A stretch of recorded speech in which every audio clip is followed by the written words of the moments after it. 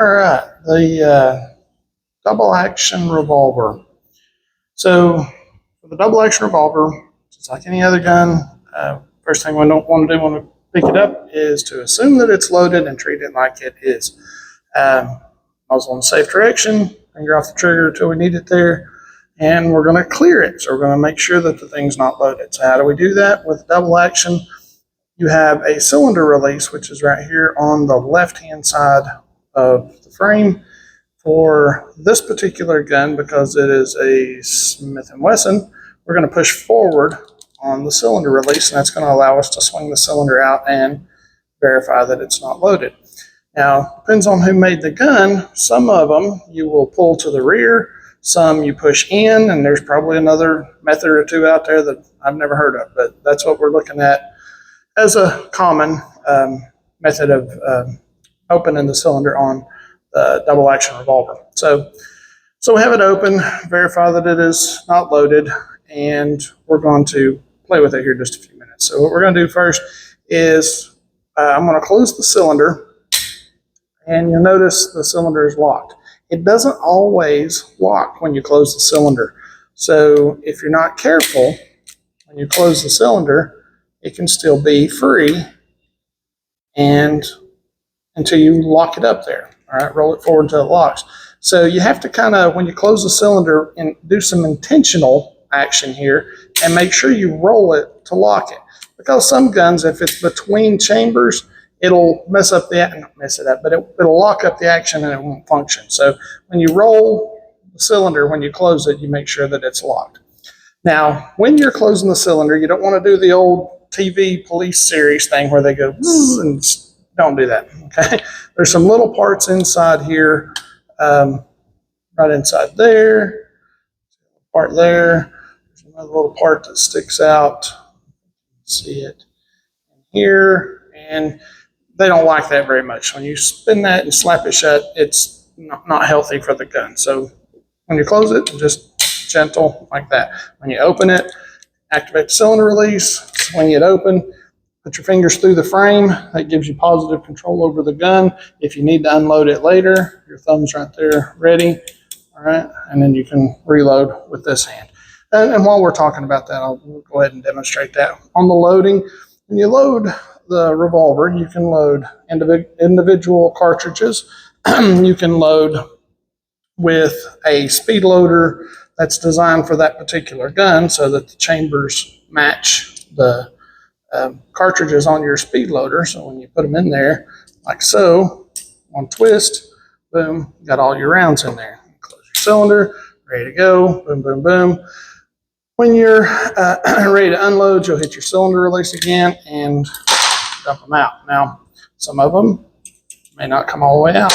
Right? It may take a little bit of finagling sometimes. Sometimes you have to pull them out. Sometimes you have to hit this thing pretty hard depending upon how dirty the gun is. So, yeah, they're cool, but they're not as foolproof as some people want to make them out to be. So that's one method of reloading. Another one is you can use a standard speed strip like this, and then this one is made for a 5-shot revolver, and we have a 6-shot revolver. So the way this thing works, you can load 2 chambers at a time. Put the 2 chambers in like that, tear it off like that, put 2 more in, tear it off. See, it's takes a little finagling to do, and that would leave us a round short. So we only had 1 round short. When you close the cylinder, you just make sure that that one you're missing is up top, because when we work the action, it's going to move, all right? And so regardless of which direction it went, if we were just shy 1 round, we'd be good to go with that. All right, so this, now that I've cocked it, now we're in single action mode, all right, and this being a traditional double action. 2 functions, 1 function. 2, 1. Cylinder release, swing the cylinder out, dump your rounds out. And I have another type of speed strip here. Okay, the way this one works, you can do 3 rounds at a time, just like that, just like that. So it takes a little finagling to do, but it's a little faster than loading them one at a time and having loose rounds in your pocket you're dealing with. So, all right. So the double action revolver. We talked a little bit about loading it and stuff. We talked a bit about the way the action works and stuff. One of the kind of pitfalls or traps with the double action revolver is the fact that you can shoot it single action. You can cock the hammer and shoot it single action. When you shoot this thing double action, I want you to notice how much work is being done with your trigger finger. Okay, when you're squeezing the trigger, it's cocking the hammer under a spring and it's rotating your cylinder. Okay, that's quite a lot of effort we're putting into just the trigger. When we cock the hammer, look what happens to the cylinder. Okay, it indexes the cylinder and stages your trigger. So now we have a lot less movement, very little movement. Okay, long, heavy squeeze, short, light, crisp squeeze. So it makes it easier to shoot the thing single action than it does double action. Well, why that's a trap is you'll wind up, as your teacher used to say in school, if you're cheating, you're only cheating yourself. When you wind up going to the range to shoot the thing, you wind up shooting it single action because it's easier to be accurate with it. If you're shooting it single action and you plan on using this gun for self-defense, in self-defense situations, you're going to wind up using it double action, or you should. If you're practicing with it single action and you're carrying it double action, you're not really doing yourself much favor. All right, so they do make guns that are what they call double action only, and as the name would imply, it doesn't have the capacity of being fired in a single action mode like that. All right. Kind of the big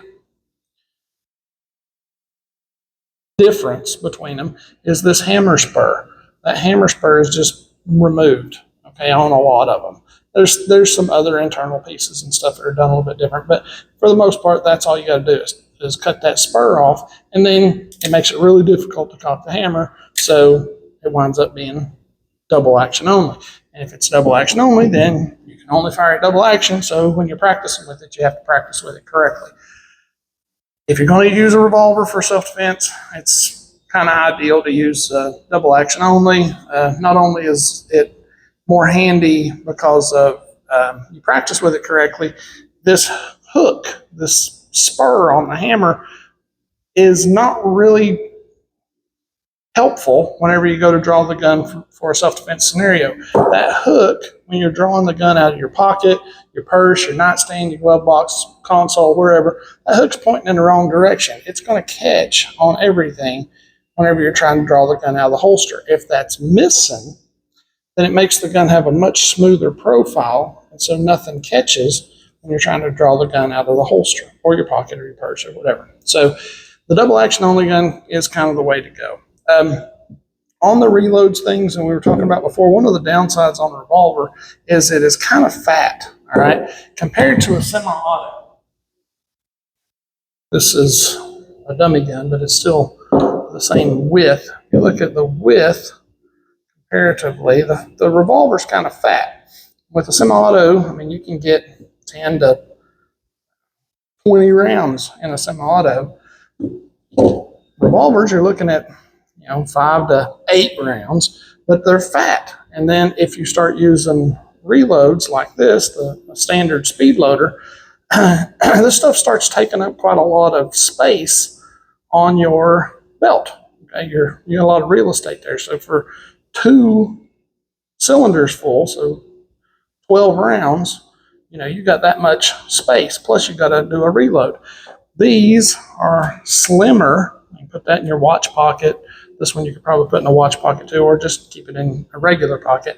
But they're slimmer anyway, even if they have little holders that you can put them in your pocket. It looks kind of like a cell phone holder. Those are handy too. It takes up less real estate on your belt. But no way around it. The revolver is going to be a fatter gun. So, it's not necessarily saying don't use one. It's just some things to think about whenever you're making your decision on what gun you want to use.